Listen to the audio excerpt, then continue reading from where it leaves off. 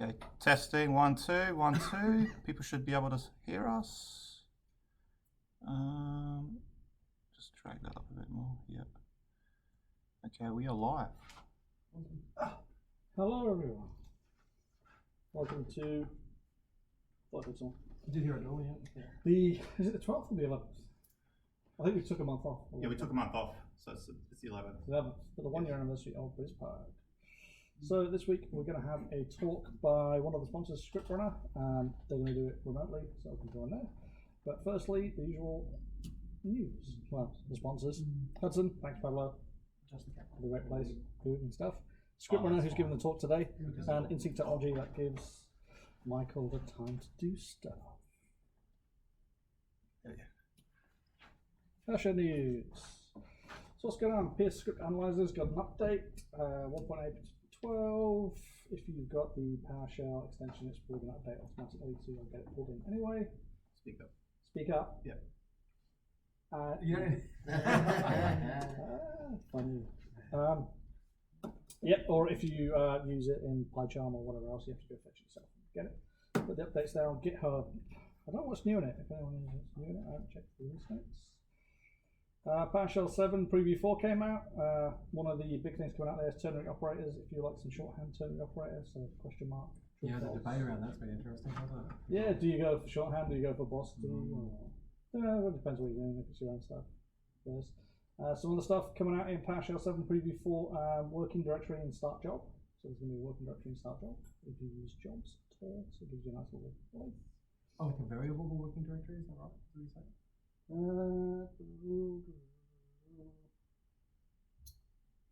Specify working directory of the new job process before your script line. Oh, awesome. Error action preference equals break. This was added by PowerShell. Yeah. Yes. So you can, on error, break down to a debugger straight away and debug from there. Very handy if I click one row and reads click all that stuff. Yeah, I forgot that one. Probably Wayne's favourite one, invoke DSC resource, bypass the LCM to invoke a DSC resource from your scripts, which can be handy if you don't want to necessarily compile everything and use, and presumably that's how it's used.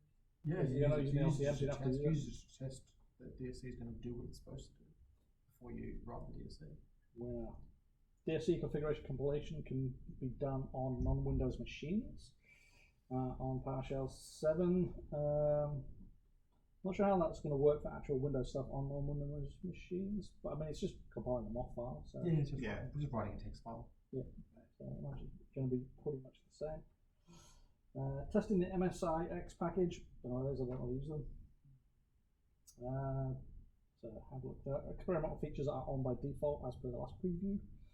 So if you like telemetry and all that sort of stuff, or if you don't like telemetry, go to now. It's on by default. DSC resource kits had its usual monthly update, and the PowerShell Summit 2020 CFP Call for papers.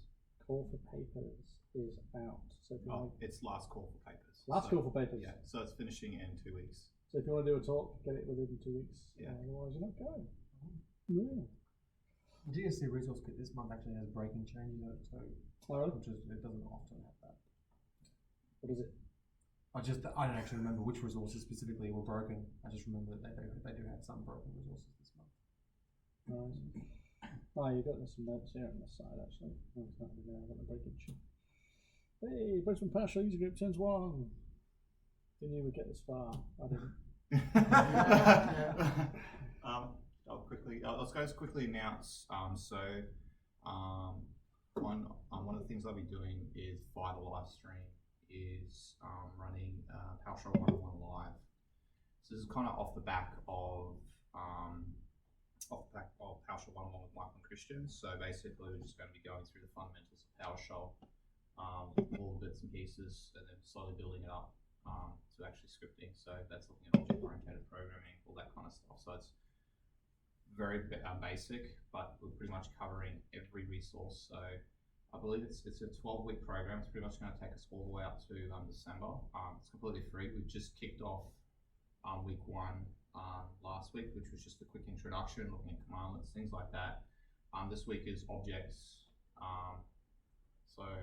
Objects, all objects in PowerShell, and then I can't remember what the following week is. So there's a plan there anyway. Yeah, there's a plan there. There's definitely a course curriculum there. So if you guys are interested, hit me up. No, someone else is interested more specifically. Yeah. It's a colleague that you want to Yeah. you can start using PowerShell. Then You can definitely send it. It's completely free. I run it on Saturday mornings at 9 a.m. So completely free. So you're recording those and put them on the YouTube channel? Yep, so it's all on YouTube, YouTube channel, but basically if you want to jump in, it's pretty much it. I've got guys from around the world that's kind of just tuning in for it, so it's definitely worth, if you're interested, just definitely checking it out, so it's definitely worth it. Awesome.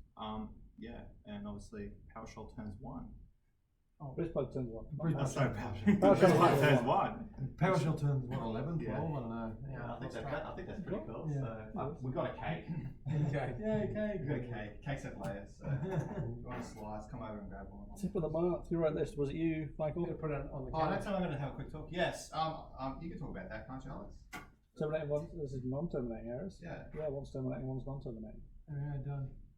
Ta-da! I think it's more a logic behind it, but I'll quickly.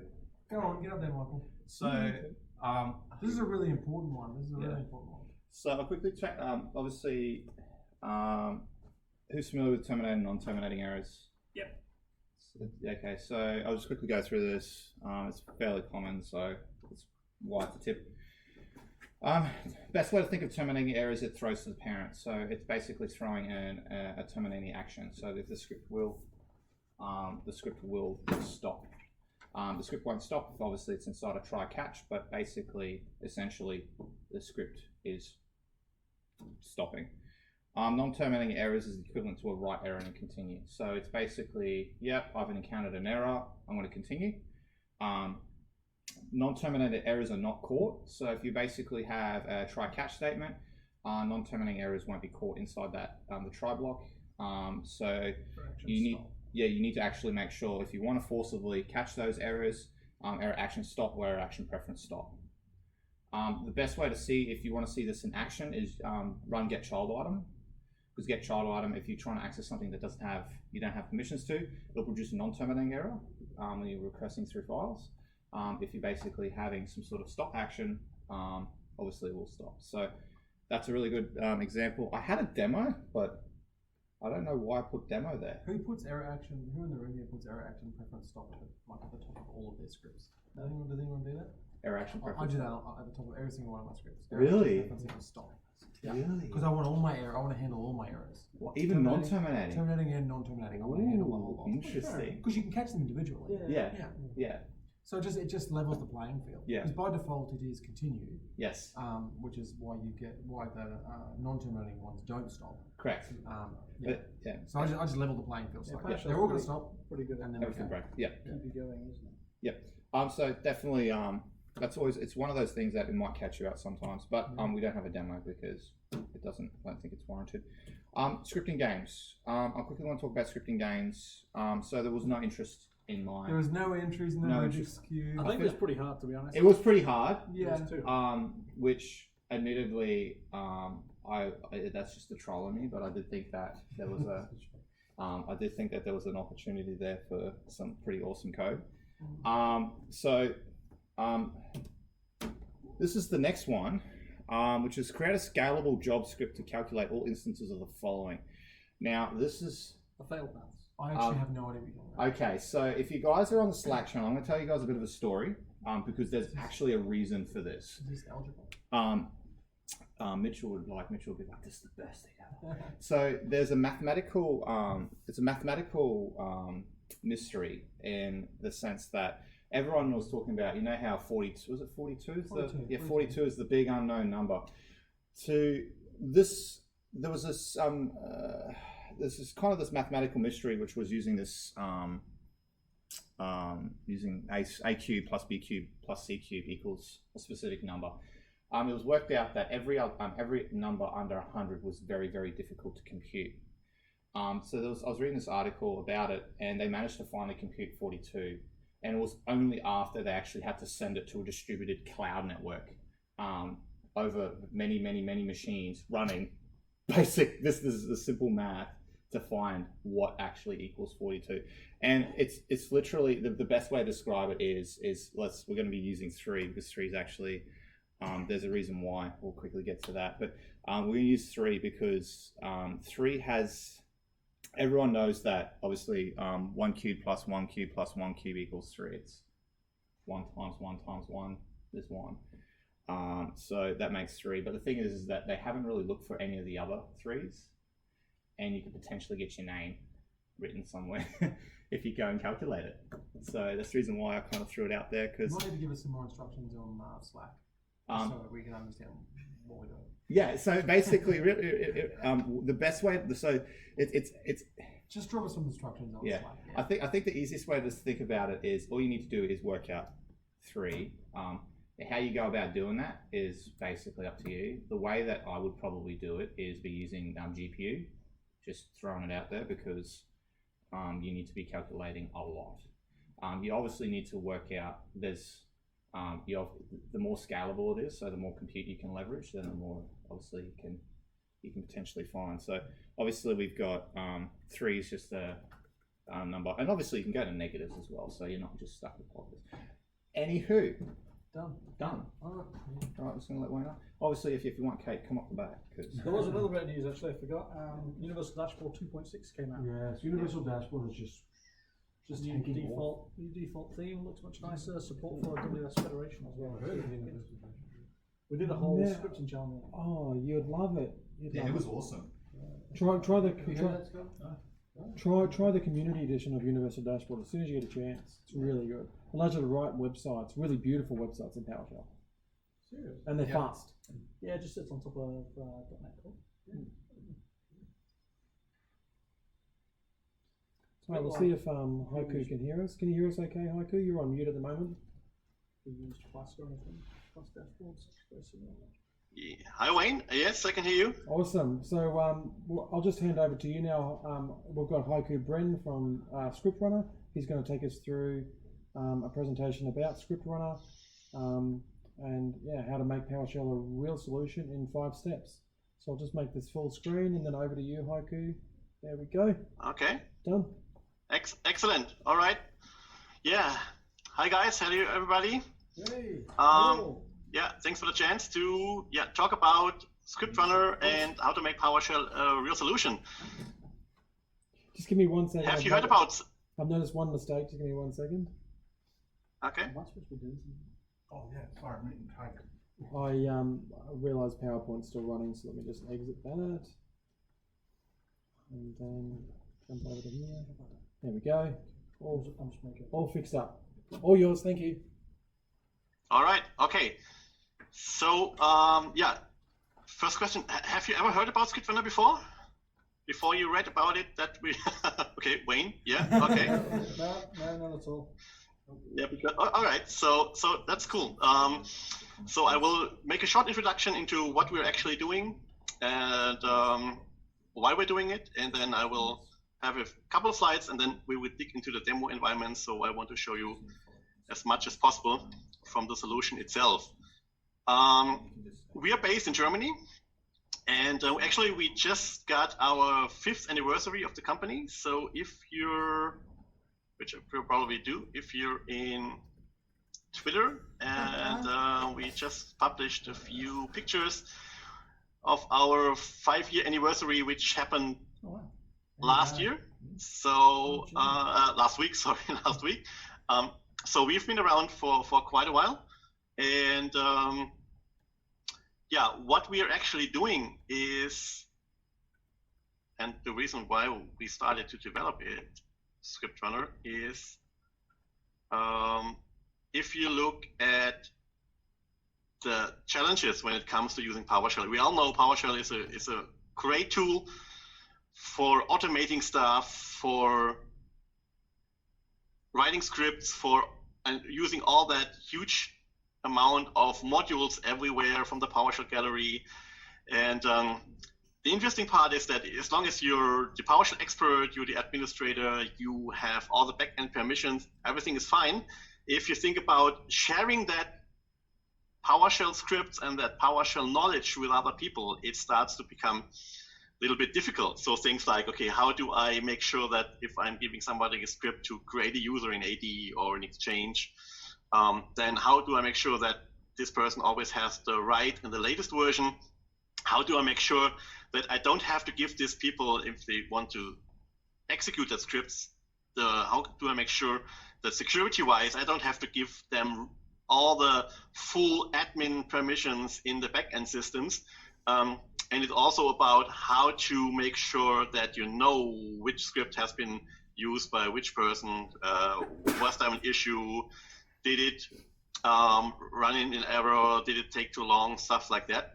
And so the idea of SciptRunner is, with all the big and nice tools that you probably already have developed when it comes to PowerShell, where you exactly know where to go to if you want to spin up a new VM or a new Azure tenant and stuff like that. You might have all the tools somewhere, and you as the expert, you know exactly where they are and how to use them. And with SciptRunner, we have the idea that all that great things that you have already done with PowerShell, you can organize in a way that you can give that tool to somebody else in a secure way, that you always know which tool to use for which use case, and that you can make sure that you have the control and the monitoring possibilities to know who used which tool at what time and what was the result. So that's the overall idea. So what does that mean in a more concrete way? We're centralizing all the PowerShell activities. And the reason for that is, number one, standardization.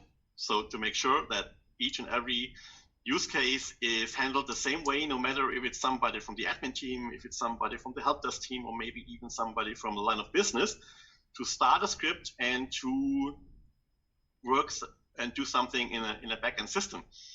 So it's all about also about collaboration, which means using that script in a team or in multiple teams, but it also means to start developing scripts in a team. And that also, of course, has to do with monitoring and dashboarding and to see who has actually run a script. And we will see that there are multiple ways to actually start scripts. So in all these cases, this monitoring capability, of course, becomes important. And of course, we talk about security, which means if you think about having all that PowerShell scripts and running as an admin, because you have the backend systems and the backend permissions, and you most probably know what you're doing, so it's all fine. If you think about delegating that to maybe help desk or other teams, you want to make sure that from the permission perspective, you don't want to make everybody become a domain admin or exchange admin.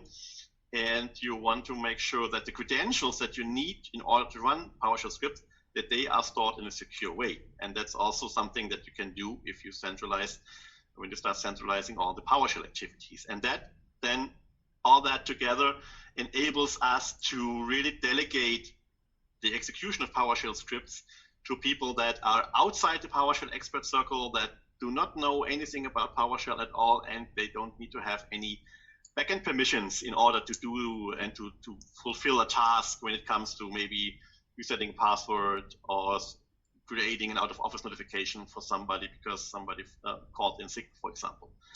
And then, of course, it's also about automation, which means besides that somebody is manually triggering a script, of course, another option is to automate that. For one example here could be you have a monitoring system that triggers an error with a sensor, and the solution to solve that issue is to restart a service or to enhance the VM, for example.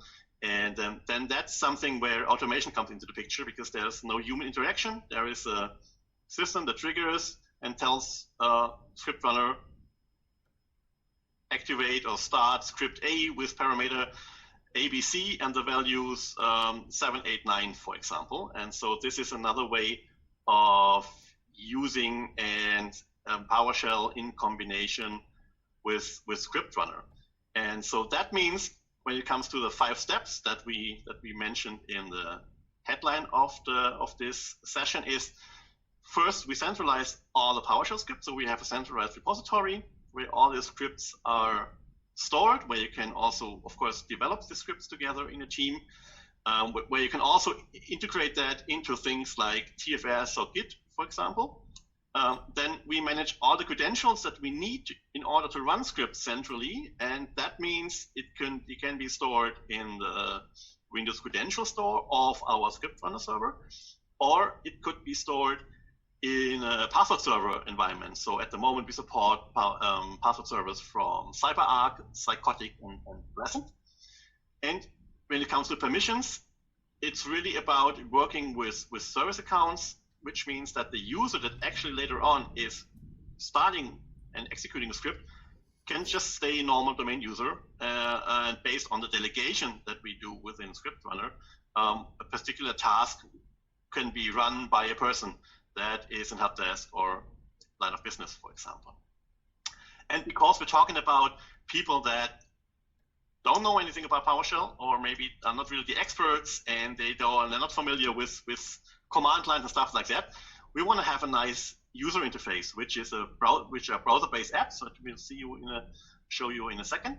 And the nice thing about that is that we create them automatically and dynamically from the PowerShell script itself, which means we take the information from the parent block and from the synopsis to create that input forms. And again, I will show you that in a second. And that is also a very important aspect when it comes to delegating the stuff, because you don't want to write all that UI code to give that to somebody who is not familiar with PowerShell. And because SciptRunner acts like an execution proxy to run all that scripts, of course, we can monitor and report all the activities that when it comes to running that PowerShell scripts. And that at the end means that besides all the experts and the people who know PowerShell very well, we can make that available to much more people. If you think of a let's say more higher level term, you could say it's like democratizing PowerShell in a way, because it's not just something that you guys can make use of and do great things, but you can actually also start bringing that to people that you normally would say, no, I cannot do that because I cannot give that script to somebody because I would have to explain how PowerShell works, and I would have to give them permissions in the backend and all that security stuff that might stop you from doing that. And that's why, with SciptRunner, we're able to do that. And when it comes to executing that scripts, there are three ways, and we will look into all three of them. One is manually, the second one is scheduled, and the third one is automatic, which means manually somebody clicks on a tile in a web browser to execute a PowerShell script. The other one is, of course, when it comes to housekeeping processes, it can be based on time-controlled tasks, and of course, automatic means that you can integrate that solution into your maybe already existing systems like monitoring, ERP system, ITSM systems, and stuff like that, based on REST API. And with that, I will switch to my VM to show you how that actually works. So let's jump right into that. I hope you will see that.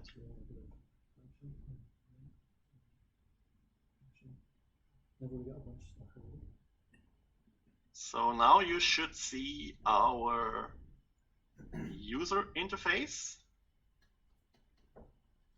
Yep. Is that the case? Yeah, can you zoom in just a little bit, Haiku? Just see if you can make the text a little bit bigger. Yeah. Thank you. Yeah, perfect. Thank you. Yeah, that's good. Okay, so thanks to the web app, of course, we can just do that and have change the size of the fonts here. Okay, so what we're looking here at is the administration app, the admin app, and that actually represents what I just mentioned. So I spoke about centralizing all the scripts. So here I have all my scripts available that I can use within SciptRunner, and we're using a tagging mechanism. So that means that if I want to see all my scripts that relates to VMware or to Azure, I can find that very easily, or for Exchange or whatever. if I'm writing it correctly. And so here we have all the scripts that we can use. And the nice thing about that, actually, you can see maybe I have 684 scripts over here. To be honest, none of them I've really created myself, because the good news is on GitHub. If you go to GitHub/SciptRunner, you find what we call action packs. And with these action packs, there are literally hundreds of scripts for many different platforms and use cases, where you can just go there and take that scripts as they are and use them with SciptRunner. And so that's the nice part of having all that ready to use scripts. And you see that we cover things like Active Directory, Azure, Exchange, Hyper-V, Office 365, and so on. And we add new scripts and new platforms continuously. So just, I think 3 weeks ago, we added the Teams functionality into that action pack, which covers the Teams module, but also the web interface. So, for example, to create a content in one of your teams or one of your channels, for example. So these of course action packs are all available for free, so you can just go there and work with them, and what I did, and sync them to my SciptRunner server. So I have all that scripts here available, and actually what they are stored in my SciptRunner management directory, and based on the name of the folders, we already automatically create tags. So if I have this like VMware folder, for example, that automatically becomes, or here I have an example for a customer, this automatically becomes a tag that you can use when it's when you look into your interface here. And of course, you can add new scripts all the time. And so these are the scripts that are available here. And we also have what we call a team functionality, which means when it comes to who will be able to use that script, you can make that publicly available, or you can make that available just for particular teams, which means if you have scripts for your Azure team or for Exchange team or for your VMware team or whatever, and then you can make sure that only that team members can see their scripts, and still you have the centralized repository. And on the other hand, you can control who's actually able to see that and work with that. And working means, of course, running it. The other way, of course, is how you actually create and develop the scripts. And for this purpose, we have a add-on for the ISE. This is what I'm showing you here. So if you think about developing scripts in a team, and maybe you're not in the position where you want to go for GitHub or for TFS, this add-on could be a good starting point to start developing scripts in a team. So here, based on the scripts that I have in my repository, I have access to the scripts that we just saw in the admin app. And based on the permissions, I might have scripts that I can just view, and I might have scripts that I can edit. And if I can edit scripts, I can just go there and make a checkout, and then I can make the changes to my script and then check them in again, and hopefully I work with some command information that makes sense. So you know, when it comes to the history of that script, what has been done there. So it's good to typically start with, okay, what's the who was the person who actually made the changes, and so based on that, it's very easy to start developing scripts in a team. And you could also, of course, create a new script and make an upload, and while you're uploading, you're already presented with the existing tags where you and how you want to make that available. And so this is again a good starting point to really take scripts into a team, make them available for development, and without starting immediately with things like GitHub, for example. Of course, if you use GitHub or TFS, again, you can use scripts to synchronize, for example, your production branch automatically to your SciptRunner server. And so, of course, that can be integrated as well. And so at the moment, as you see, this is an add-on for the ISE, but this will be available also for Visual Studio Code in, I guess, by the end of this year. And of course, that because that's the way of Microsoft's also prioritizing, and that's the roadmap. And so ISE somehow is still there, but they don't develop anything new there. We will see that functionality available also for Visual Studio Code in, I think, yeah, a couple of months.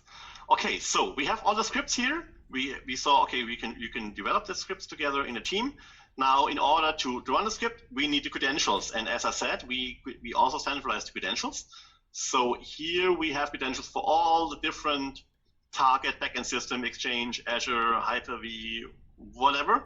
And so these credentials here can be stored either locally, and if you have a password server connected to it, we could say we could just get this password information during runtime when we execute a script.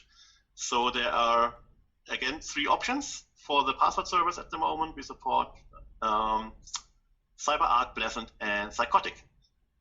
And so the third information that we need is against which target do we want to actually run a script. And so you can create what we call targets, and target can be your Active Directory, your AWS tenant, your Azure tenant, Office 365, Exchange, whatever, and you can create an unlimited number of targets.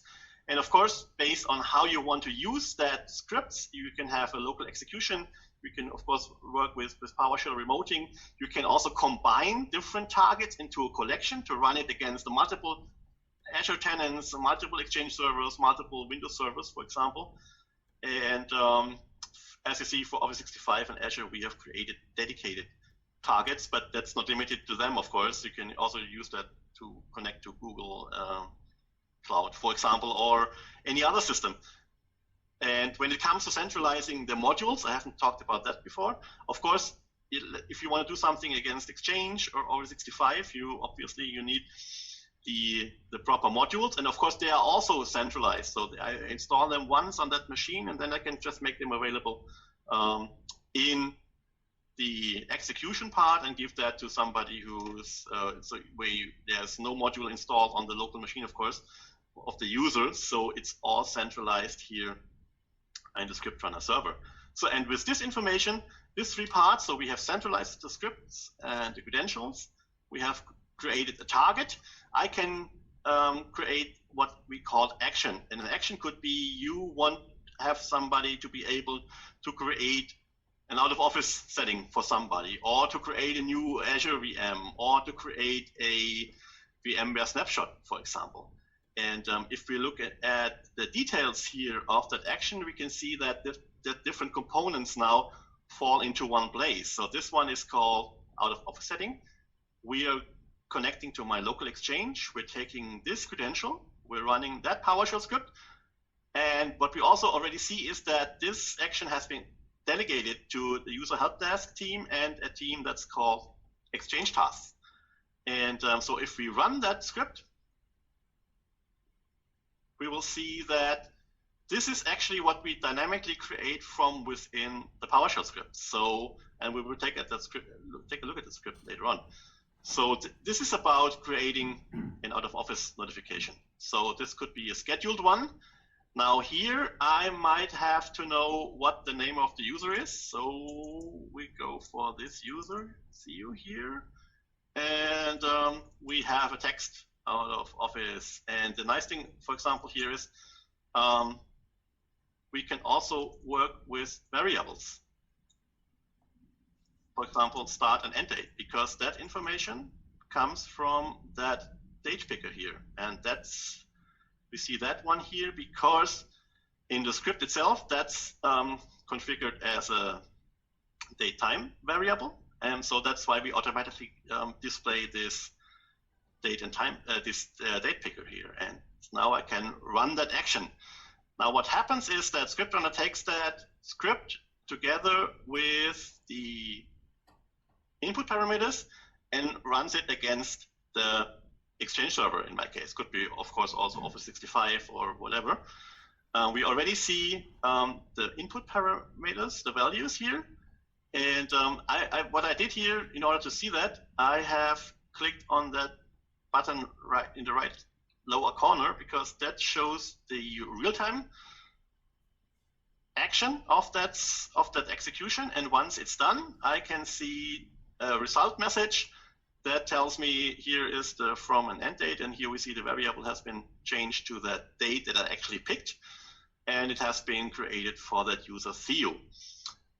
So what we saw here, if I run it again, as I said, all that information comes directly from the PowerShell script. So if we go into that script, which is, I think, here,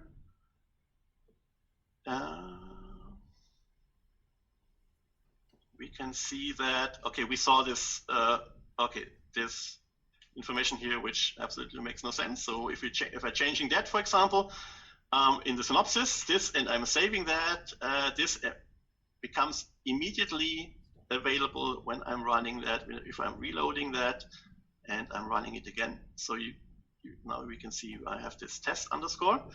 So this is how we dynamically create the information that we need to display that input form. And so you totally control that by working with your PowerShell script. So it definitely makes sense to have the proper information in the synopsis part of the PowerShell scripts, and then based on the param block, as we said here, we have the start date, end date, because it's a date time variable. We automatically make that available as a date and time picker. Now, what we also saw is that, okay, if I'm running that, I had to type in the name of the user, which if I know my users, that might be helpful. But if I think about delegating that to somebody in helpdesk, it might be more of help if there would be a drop-down list. And that's what I can do with the queries. So a query could be, I want to make this person only be responsible for mailboxes or for users in a particular OU, or it could be specific VMs, for example.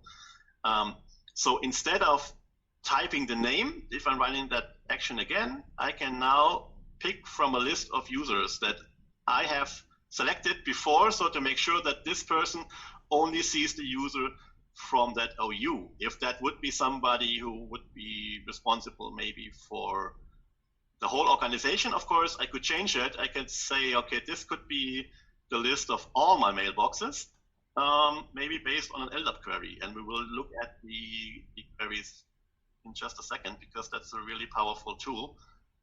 Because here now we see all the users. So based on that queries, we can reduce the chance that somebody makes an error, because we just present what is really necessary. And we can also build cascading queries. And I'll show you that in another example when we look for a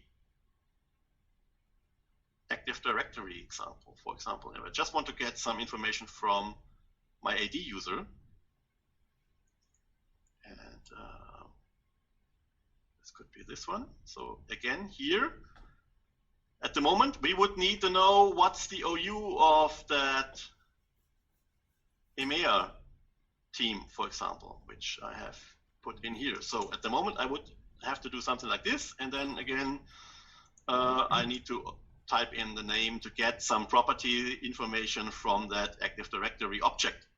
As long as I know all information, everything is fine. But again, thinking about giving this to somebody who is not in the admin team, I would maybe like to do something like, okay, somebody should select the OUs from a list. So we take the list of OUs from the Active Directory.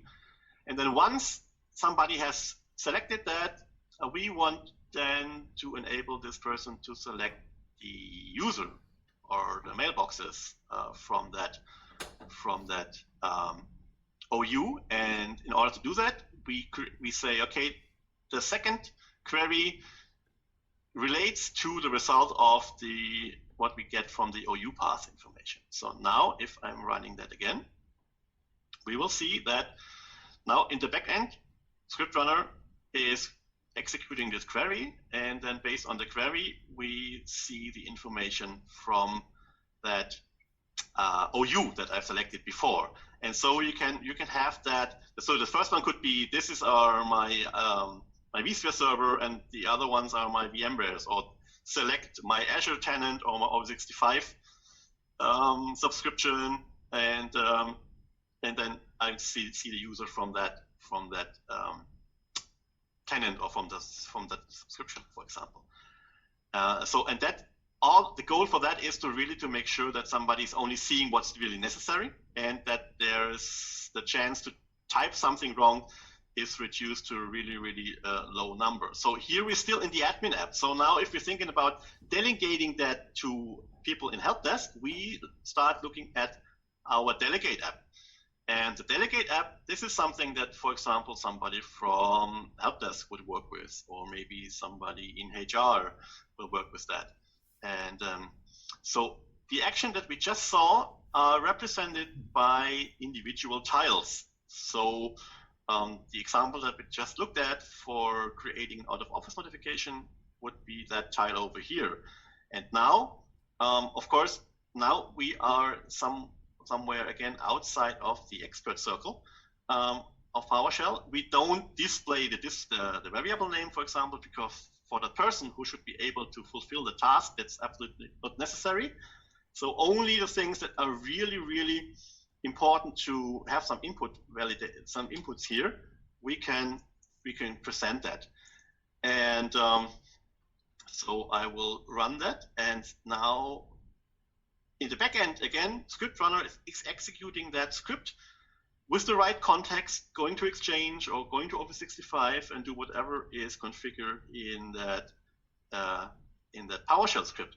Now you as the administrator, if you go to the dashboard, you will immediately see that there was a user called Theo, by the way, just normal domain user. He started this action, and this action went to the target exchange with the right credential. We see the input information here and the result message, and here down there you see the native reporting as if you would have created or executed that script native on the PowerShell console, for example. And so with this Delegate app, you can really decide what task should be delegated to a particular team or particular user. And again, based on the text that we're using, we organize all that actions here based on the text, like Office 365, Exchange, and stuff like that. And if there's something that a person does, let's say 10 times a day, I can make that a favorite. So every time I log in, I start, and I've presented that favorites tab, so I have all my actions that I use on a frequent way here in the delegation app. And again, because we also control what is visible and what is not visible, we could also say maybe this user should not even see the selection of, for example, if we go back to the Active Directory example, this person should not be able to see the OUs, but just the list of the users, or they don't have to see what properties are configured here.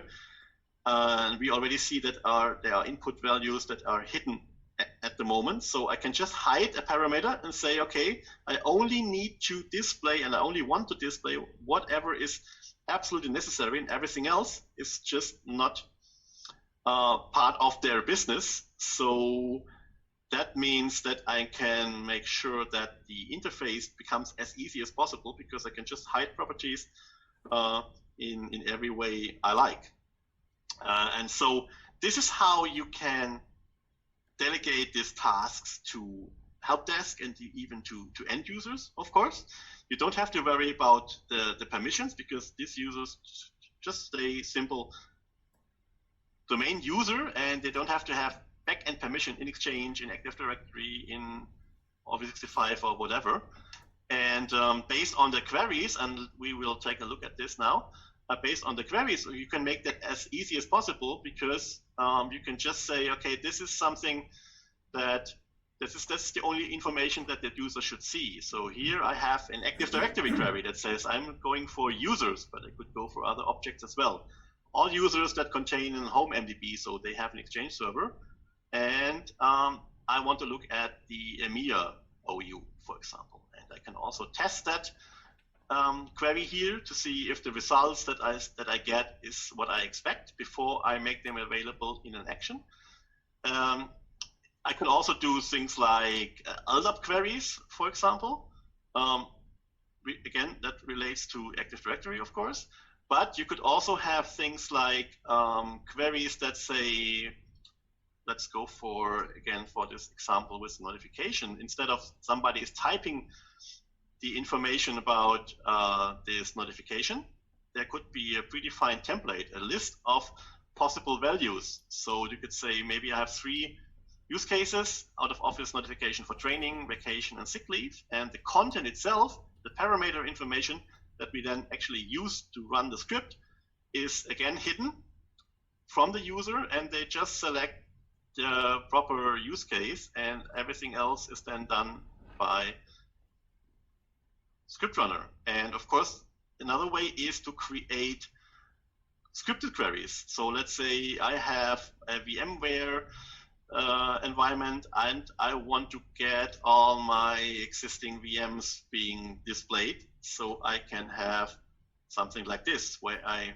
use a query script. And with that query script, I make sure that, again, in this case, I display the VMs that somebody should be able to maybe start, stop, restart, or whatever. And the nice thing about that is that, of course, you can centralize also these query scripts and then make them available for in multiple actions. And what you can also do when it comes to running that action, let's go for an example here with Azure.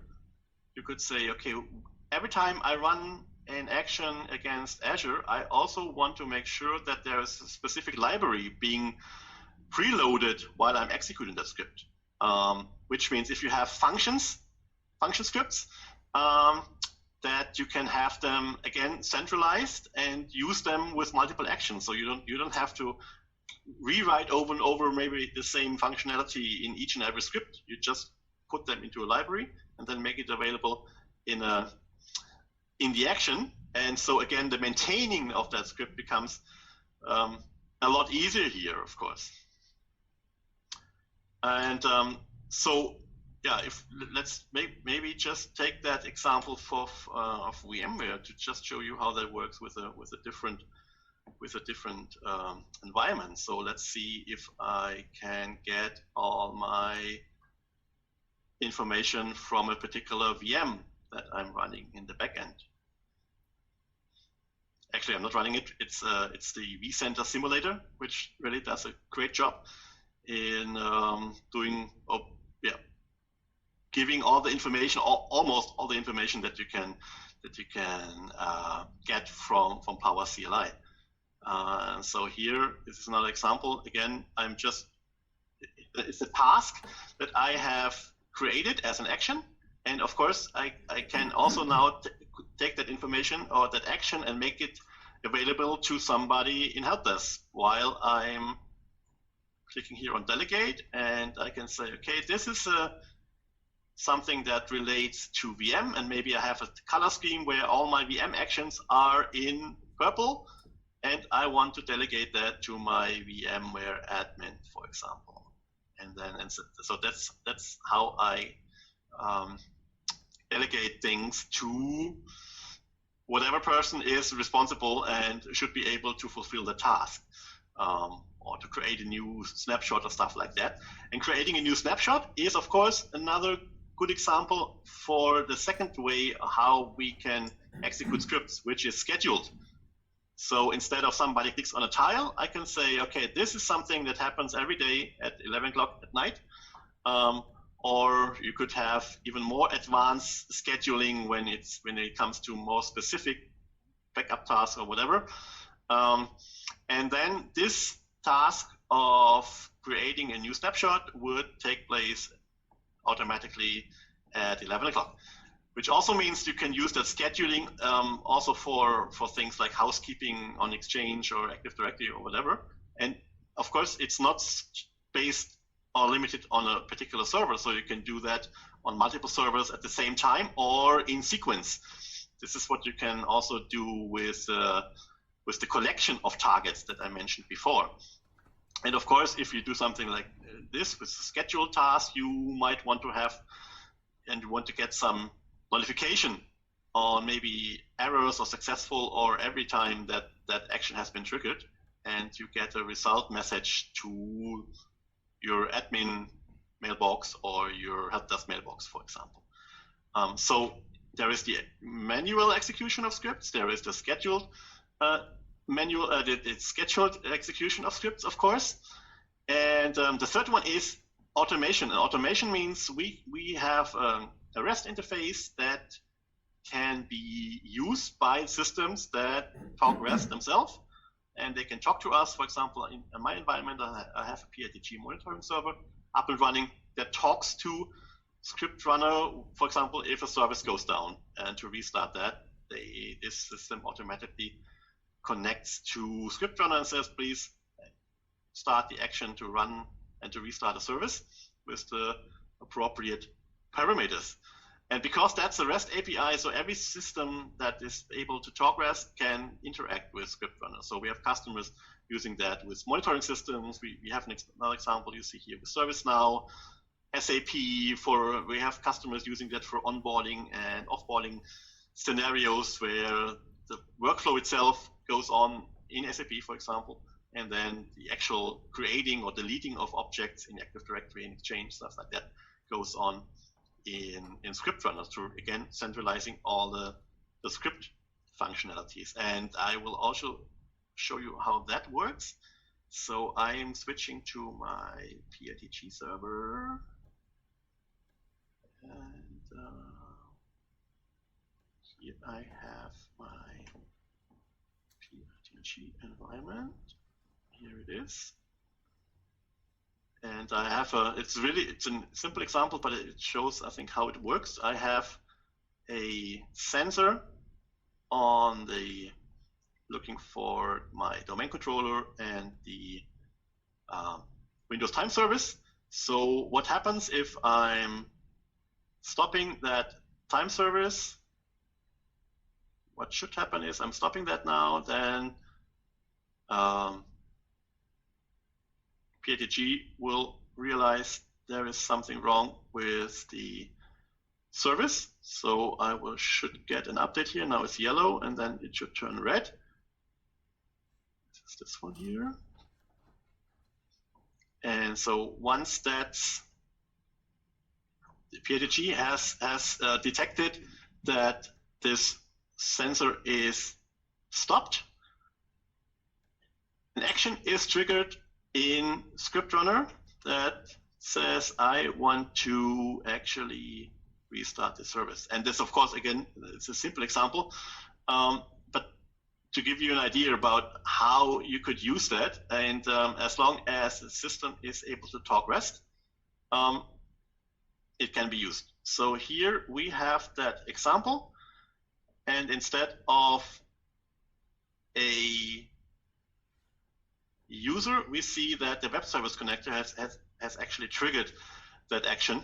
And so if we go back to our sensor, we should see that it's up and running again. So this is just a simple example how automation can work. And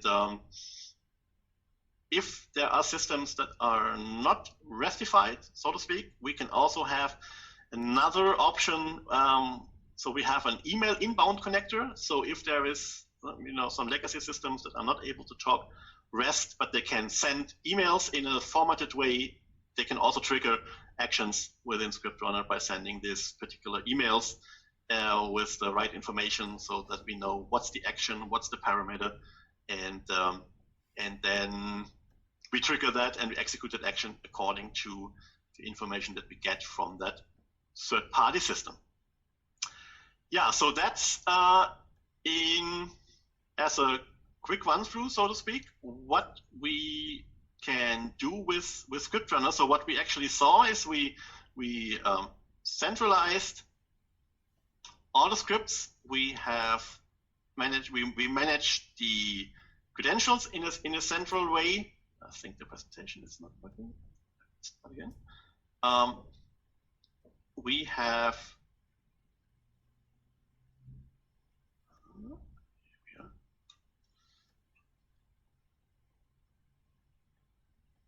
Okay, so yeah, so we centralized the scripts. We looked at the credentials and the permissions. We looked at the admin app and the Delegate app. There is also there's an end user app, which is even more simplified to really make that available to users in line of business. So the idea here is that you have a limited number of use cases, but a huge number of users that should be able to run that. So things like password reset and the example that we saw with out of office notification and stuff like that.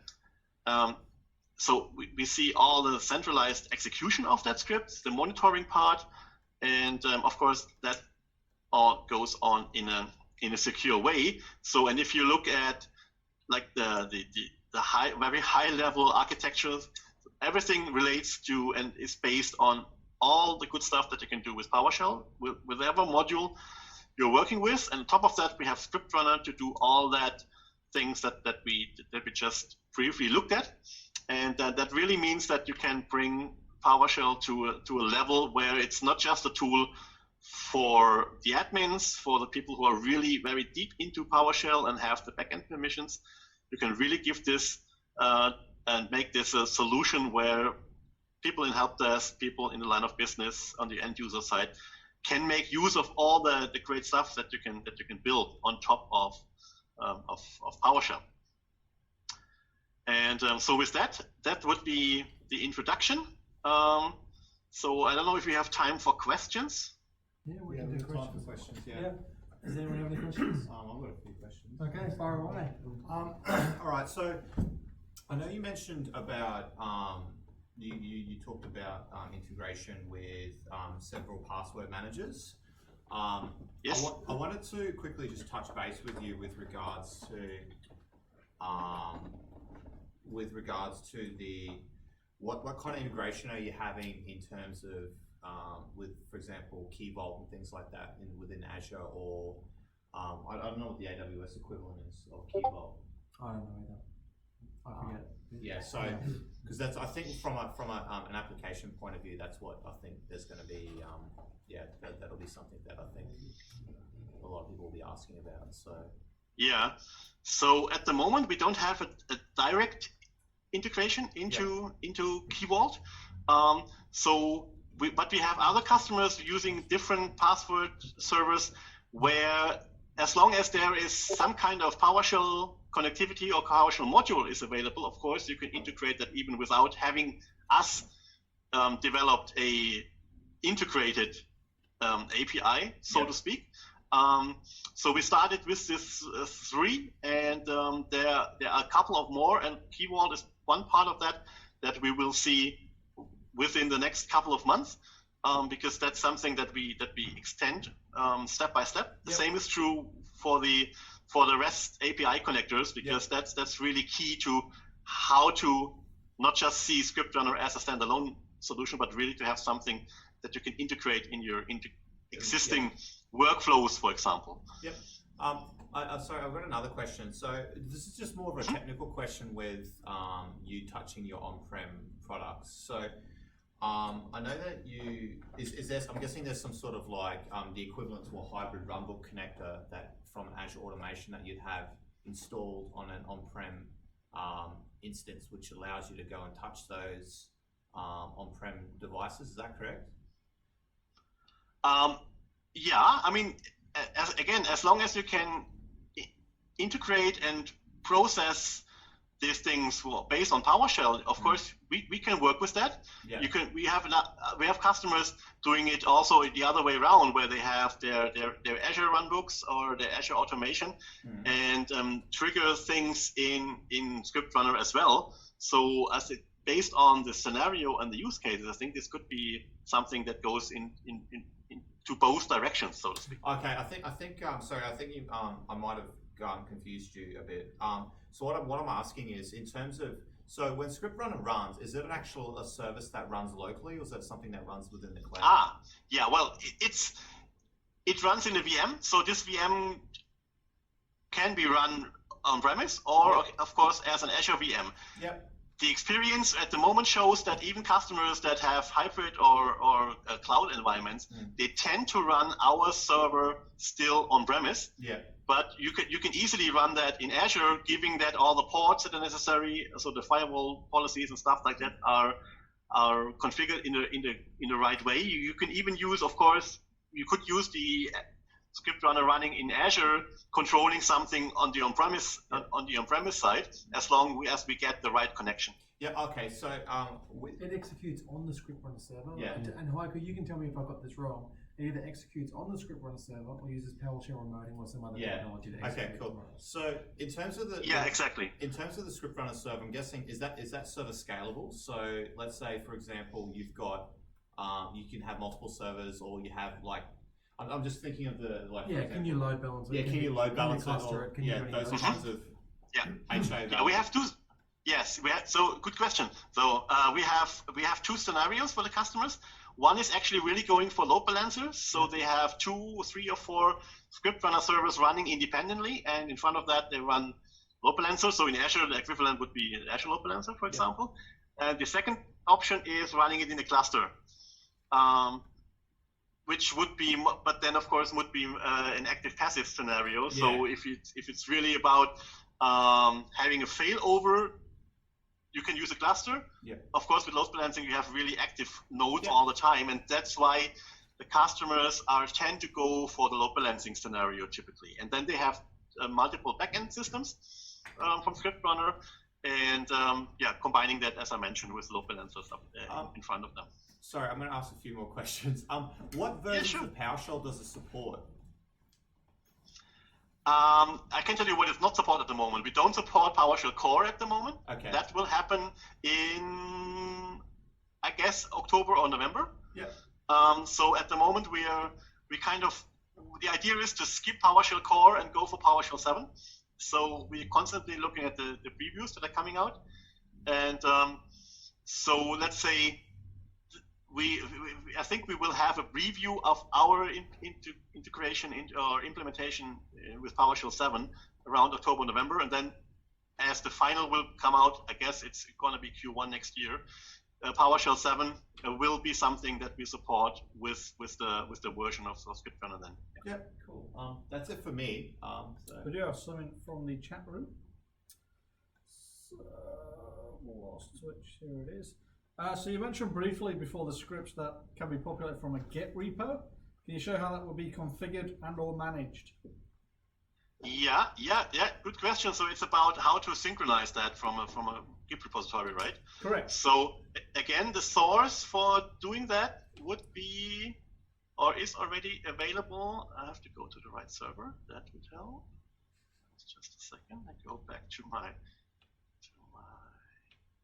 server here. So to do that, the best way to start is to go to what we call extension pack and script repo sync. Here we have example for GitHub sync and for TFS. And what it actually does, if I'm going back to my action, is I take that script and let's look for it. And here I have, again, this is typically an example for a scheduled task. So I'm connecting to my repo.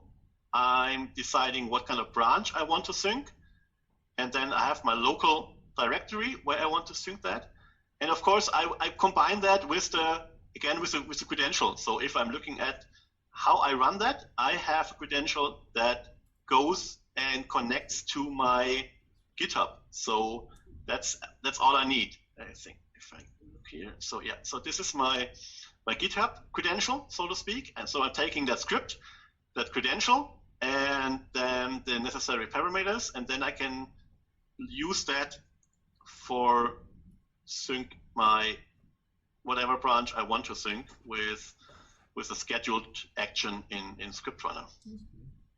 Does that support? I'm guessing just because you're talking GitHub, but I'm just kind of take a step back. It's just Git. It's just Git. It's So just, yeah, you can see it there. Yes. so it obviously will support for example, a Git instance in the Yes. STS. GitLab. Or- Yes. Yeah. perfect. Definitely. That's what I thought. I just wanted to clarify that. It's just git.exe. You can Yeah. see that. Yeah, so actually one of the things that you need to have in order to run that here locally, I installed the Git on the SciptRunner server. So we are again kind of centralizing what you maybe typically do on a client-based site to bring it to the server, and that's how we start, and that's how we synchronizing that scripts. So again, I mentioned that we have that ISE add-on, which is typically a good starting point if you have a small team to run on scripts, but of course, and to develop scripts. But of course, if you want to have, of course, the real code management functionality, sooner or later you will end up with something like Git or TFS, and then we are kind of consuming whatever is available on Git or on TFS and make it available here in SciptRunner. And again, this is another example of how integration works in combination with SciptRunner. Does anyone else have any questions? Because I've got another question on that too. Yeah, do you have a community or anything where customers share their action packs? As it's already available on Git, of course, you can add new ones, or you can, of course, leave us comments. And so as I mentioned before, we continuously create new ones or make modifications if we get feedback from customers.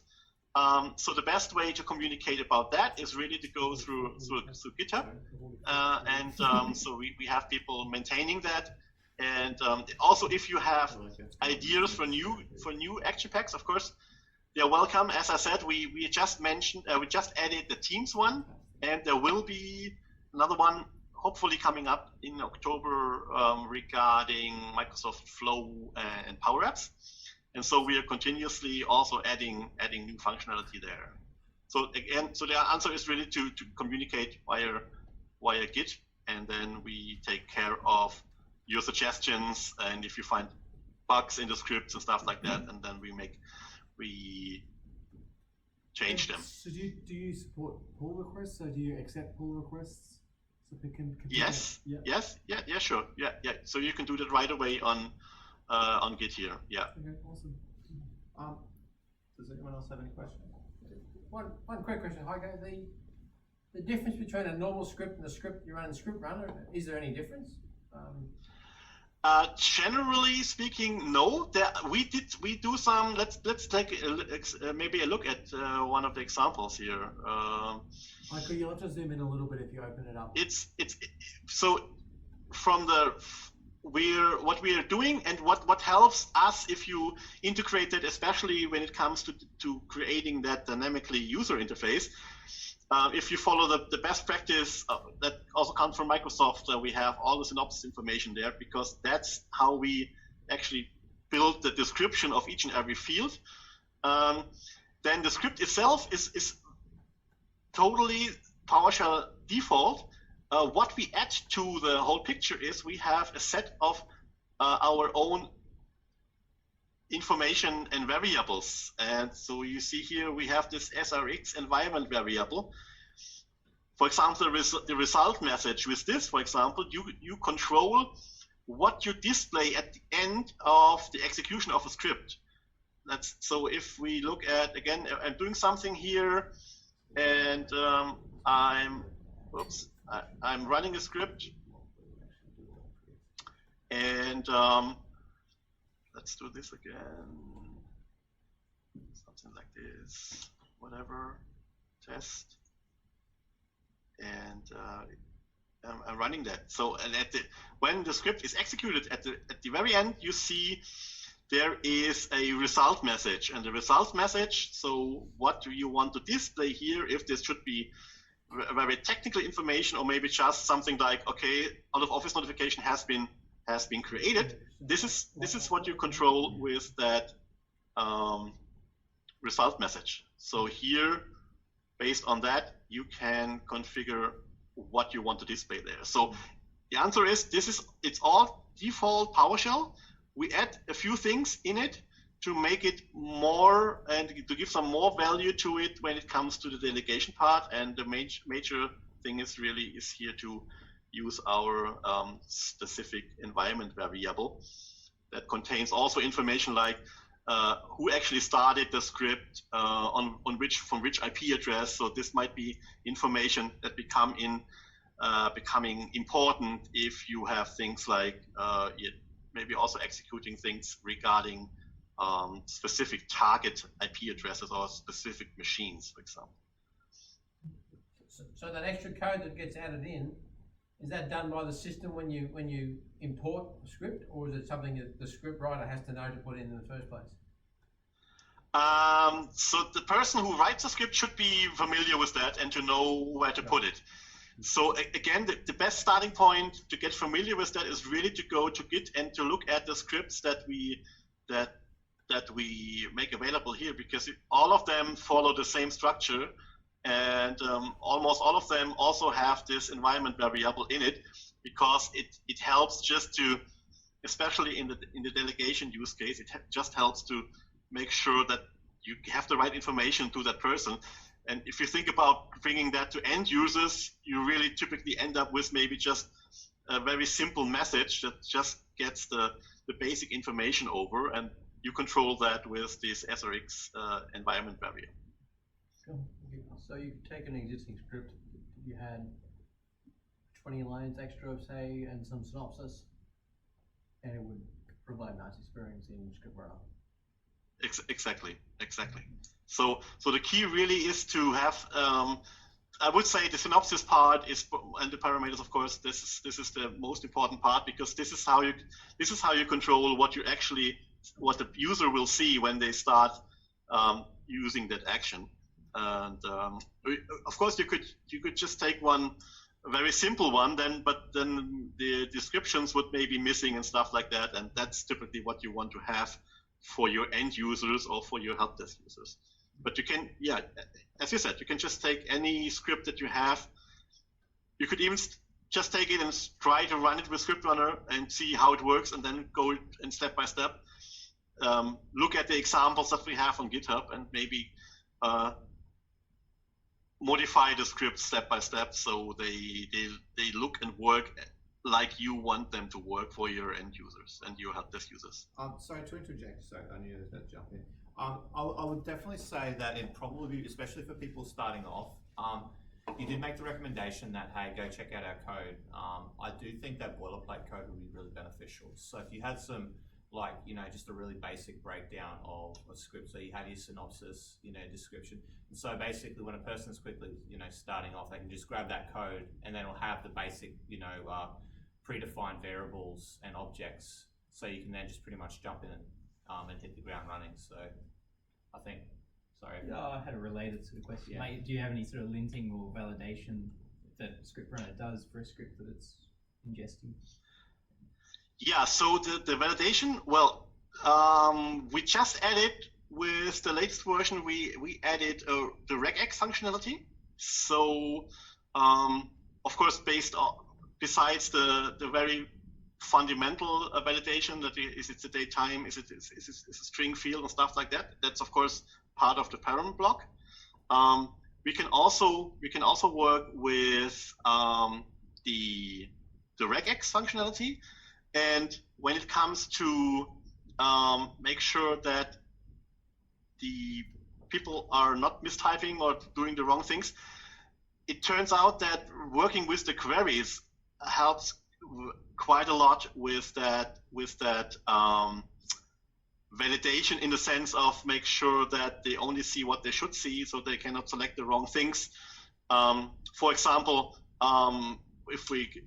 what I see with the customer is they have things like spinning up Azure VMs, and they don't want these people to be able to create VMs with 32 CPUs and terabytes of RAM, for example. So they end up using the queries to say, okay, they are only able to select two ways, in this case, two flavors of VMs, and that's it. So this is something that enables to make sure that it's really, well, it's not impossible, but it is really a very secure way to work with that. And adding that with the validation when it comes to regex for the strings that people should be able to enter, I think that's a good combination, and helps to avoid errors when it comes to typing and something into the input fields. And just to come back to your question now, I think what you were trying to ask was, how do you make sure people write SciptRunner scripts that look great? Look great in the user interface. Yeah. Is that understand that correctly? Yeah, that's more what.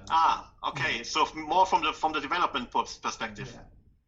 Yeah. Okay. So this maybe again, the starting point would be taking the sample scripts that we have from. Maybe I should switch to. I can think of two ways you might be able to enforce it. You can have a PS script analyzer rule set. PS script analyzer rule set is number one. Second one is attach it to a Git repository, and then have pull requests and code review. That's the other way. It's manual, I know, but PS script analyzer, you could run that in your CI/CD pipelines if you have that stuff available to test the script to make sure it meets the rules before you allow it to go into SciptRunner. You also got phone books and baseball bats. So there's that option as well. Yeah. Frowned upon these days. Yeah, frowned upon these days, but it's an effective delinter. There's yes. I was just going to say, is there anything built into SciptRunner to sort of warn people when they're going to try and put a script into SciptRunner that won't look great in the user interface? Or it's just well, it's not just if it looks great. It's really if I'm doing some wrong stuff in the scripts. Maybe I can just do that. Let's go for. Oh, you need some bad code, Michael. You're up.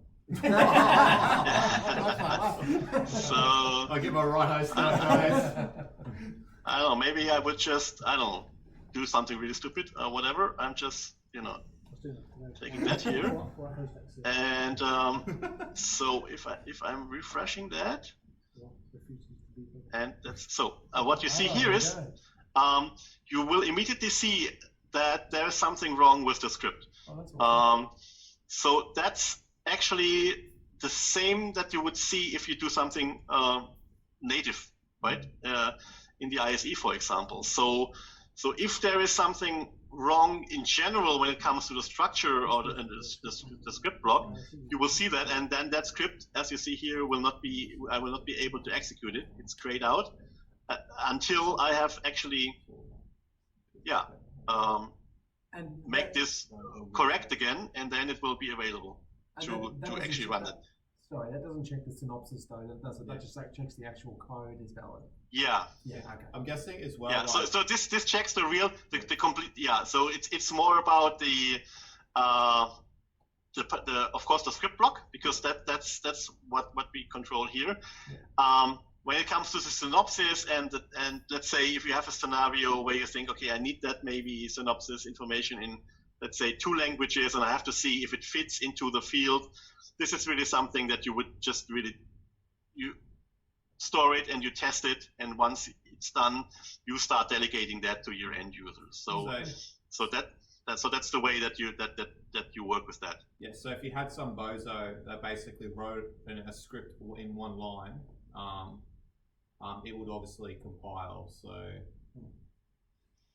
Yeah, as long as there are no errors in it, from the structure perspective, we will accept it, of course. Yeah.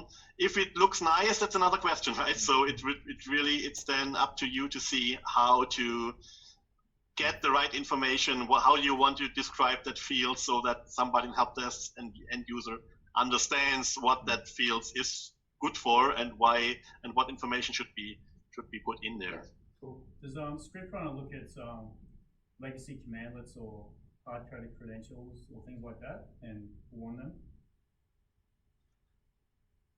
It was difficult for me to hear that. Does SciptRunner look for legacy commandlets or hard-coded credentials and throw warnings? You mean if you have like credentials in your Inside script that, script. that don't work? Is It's that a what you mean? valid script, but it's got bad programming. Yeah, so you've got, let's say you've got a hard-coded password in your script. Would it warn it? No.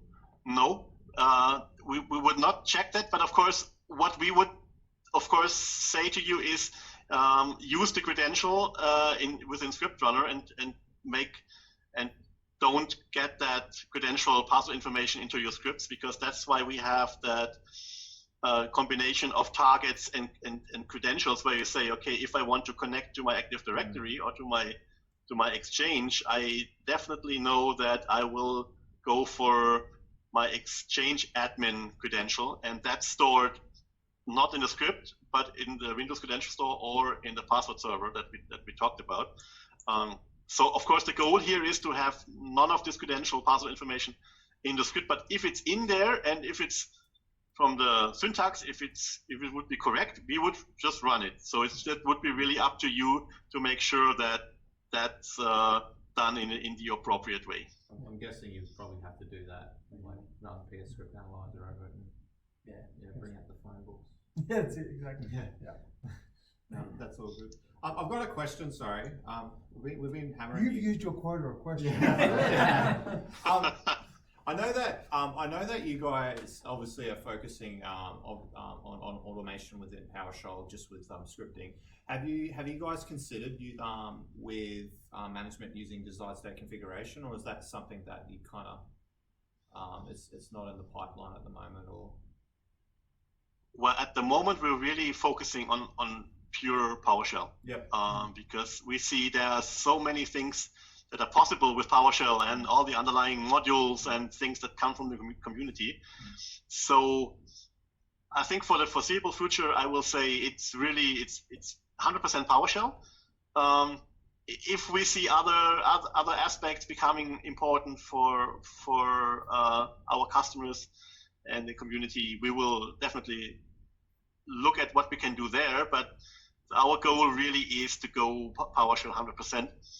As I said, for the foreseeable future. Okay. Yeah. Any other questions? What's the weather like there? I just want to at the very end, because I think Wayne, the package still didn't make it to you, right? No, it didn't. I have marketing material somewhere in transit between. Okay, so between so if Germany you're and France. interested in something like a PowerShell poster or nice stickers, you can go to our website and you can, for example, get, so the poster shows all the and the most frequently used PowerShell scripts, so you can just go there and order it and we will send it to you. And I hope, Wayne, that the package that we sent you will make it through you in the next couple of days, I hope. And then at least for the next user group meeting, you can just give that to the people. And if the people who are watching online, you can just go to our website and you can just order that PowerShell script and the PowerShell poster, and we will send it to you. Yeah, I'll bring it along to the next user group if it arrives. Hopefully, it should be well and truly arrived by next month. Yeah, because I think it's already on tour for 4 weeks already, I think. So Yeah. it should arrive somehow. Yeah, I think that's it. That's it. Too easy. Great. Thanks, Haku. That was awesome. Thank you very much. Yeah, thank you so much. Thanks for attending. And again, if you want to, also, if you want to test it, just go to our website. You can just freely download it and start testing it, and then let us know what you think about it. Great. Thank you. See ya. Thank you. Thank you. Have a nice evening. Yeah. Bye. Bye. Bye. Yeah, I installed it today. like this afternoon. We're still streaming, so We're finished. Did you want to do a wrap up here? Or you... yeah, I can do a quick. Oh, I just crushed my bag. Oh, no, it's Michael's bag. Oh, no problem. No, my bag. Oh, you crushed my bag. Michael, wrap up. Yeah, we're gonna bring out the phone books and bats. Yeah. Anyway, guys, yeah, hope you guys enjoyed that. Thank you so much. Don't forget cake. Cakes have layers. Ogres are Sorry to all the viewers, no cake. Yeah, sorry guys if you you're watching. There's no cake. We're not sending that through the mail. But yeah, anyways, guys, thank you so much for coming. We really appreciate it. Like I said, yeah, PowerShell 101 Live. What I'll do is I'll throw that info in the Slack channel. If you're online, you can just jump on my Twitter. That's quite active with that info. And then the scripting games, I will put that in the scripting games because I literally just confused everybody here and they must have missed it. So, anyway, guys, yeah, thanks for coming. Is that all linked off the Meetup website? Sorry. Is all the Slack and Yeah, so linked the, off Meetup? the Slack stuff's on the Meetup. Oh, look at that. That's perfect timing. Oh my god, that's not. Whatever. That's a terrible wallpaper, though. All right. Anyway, I'll just quickly stop streaming.